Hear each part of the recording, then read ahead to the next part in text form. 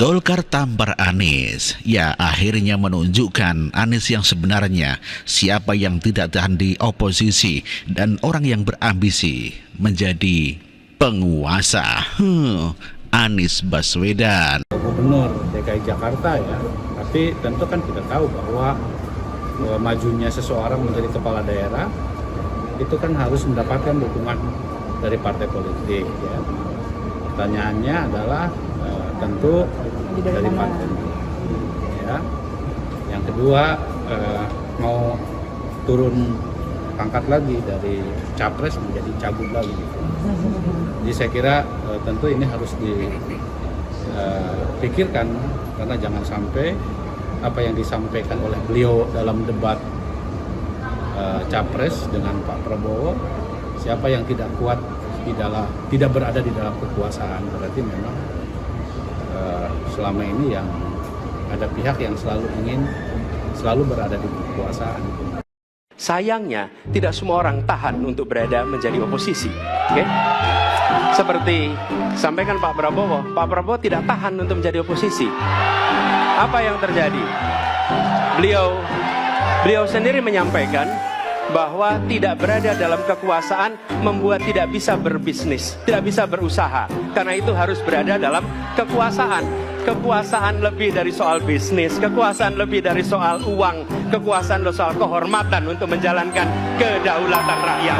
Hati-hati lo kalau ngomong. Beneran, hati-hati.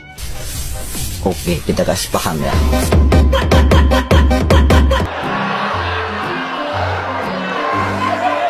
Saya berpendapat Mas Anies ini agak berlebihan. Mas Anies mengeluh tentang demokrasi ini dan itu dan ini. Mas Anies dipilih jadi gubernur DKI menghadapi pemerintah yang berkuasa. Saya yang mengusung Bapak.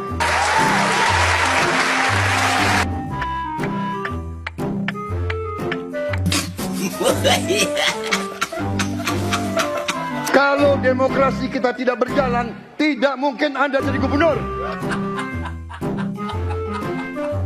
Bila menang, berada di dalam pemerintahan. Bila tidak menang, maka berada di luar pemerintahan. Dan dua-duanya sama-sama penting.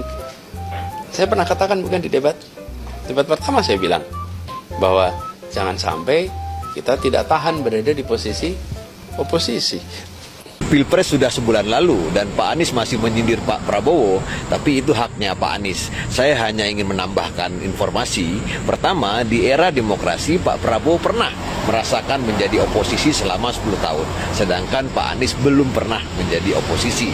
Kedua, salah satu prestasi Pak Prabowo saat menjadi oposisi adalah memberikan rekomendasi, mendukung, membiayai ribuan orang untuk menjadi kepala daerah, termasuk salah satunya adalah Pak Anies Baswedan, sehingga beliau bisa menjadi gubernur DKI Jakarta. Jadi jauh lebih dulu Pak Anies menjadi pejabat pemerintahan ketimbang Pak Prabowo. Pak Anies jadi menteri selama 2 tahun, jadi gubernur selama 5 tahun. Semua jabatan itu dinikmatinya di era demokrasi, di zaman Pak Jokowi. Bahkan saat Pak Anies sudah jadi menteri, jadi gubernur, Pak Prabowo masih menjadi oposisi. Makanya aneh, orang yang lebih banyak menikmati kerja-kerja kader partai belum pernah menjadi oposisi, tetapi menilai kinerja orang lain soal oposisi. Pak Prabowo bukan tidak tahan jadi oposisi, tetapi Pak Prabowo dan Pak Jokowi ingin menjaga keutuhan NKRI ya. Ada banyak faktor yang mendorong persatuan Pak Jokowi dan Pak Prabowo. Pertama, doanya Mbah Mun, seperti pengakuan Gus Baha dan tentunya doa dari banyak sekali tokoh masyarakat.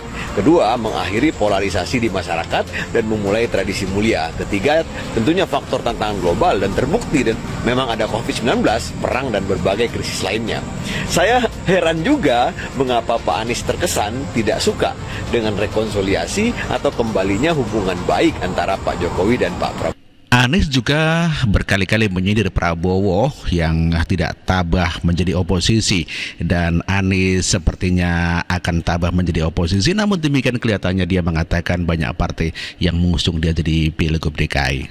Jadi oposisi, keteladanan, siap berada dalam pemerintahan dan tabah menjadi oposisi.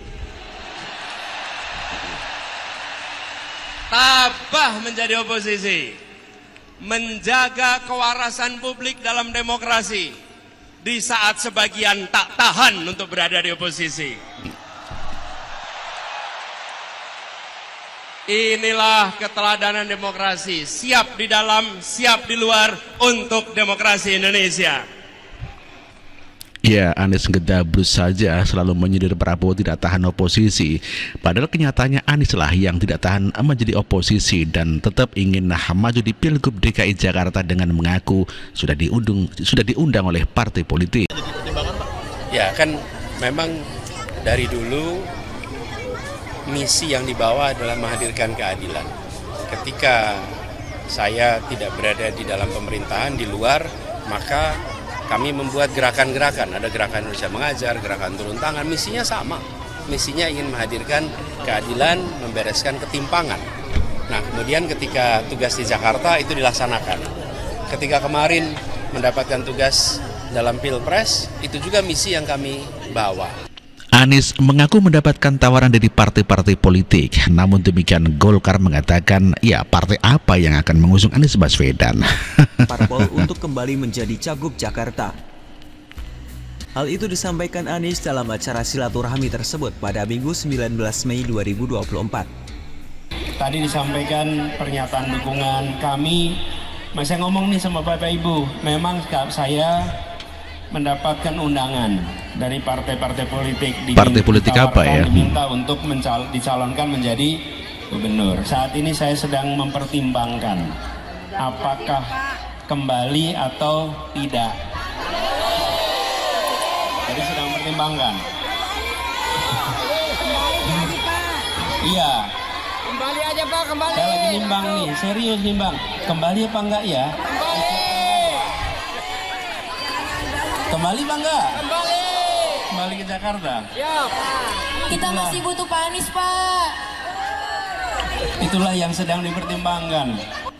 Setelah ngemis-ngemis dukungan ke Partai Nasdem, kini ya Anies Baswedan atau simpatisan Anies Baswedan ngemis-ngemis minta dukungan ke PDIP untuk maju di Pilgub DKI Jakarta. Simpatisan Anies serahkan surat ke PDIP minta dukungan Pilgub Jakarta.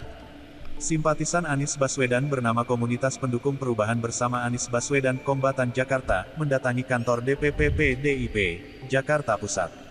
Kombatan Jakarta menemui Sekjen PDIP, Hasto Kristianto, untuk menyerahkan surat permohonan dukungan pencalonan Anies di Pilgub DKI Jakarta. Dalam keterangan diterima, Senin tanggal 20 Mei tahun 2024 permohonan itu disampaikan Kombatan Jakarta yang diwakili Ketua Umum Relawan Bara Api Indonesia, Iwan Tarigan, dan Ratna Dewi. Mereka diterima langsung oleh Hasto. Tujuan ke partai pimpinan Megawati Soekarnoputri itu adalah agar PDIP segera memberikan dukungannya kepada Anies untuk bersedia agar segera ya mengajukan Anies Baswedan sebagai calon gubernur DKI Jakarta. Aduh Anies kok ngemis-ngemis begitu sih?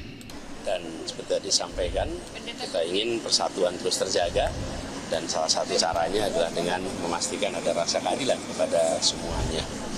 Jadi saya terima kasih atas undangannya. Saya hadir sebagai penghormatan kepada Bapak Pendeta Sepa Supit karena beliau selama saya bertugas di Jakarta menjadi mitra di dalam membangun suasana kerukunan, keteduhan, kebersamaan antar umat beragama. Beliau bagian dari pimpinan FKUB, Forum Kerukunan Umat Beragama, yang telah bersama-sama selama kami bertugas. Suasana Jakarta tenang, teduh, damai, dan di balik itu ada kerja yang panjang.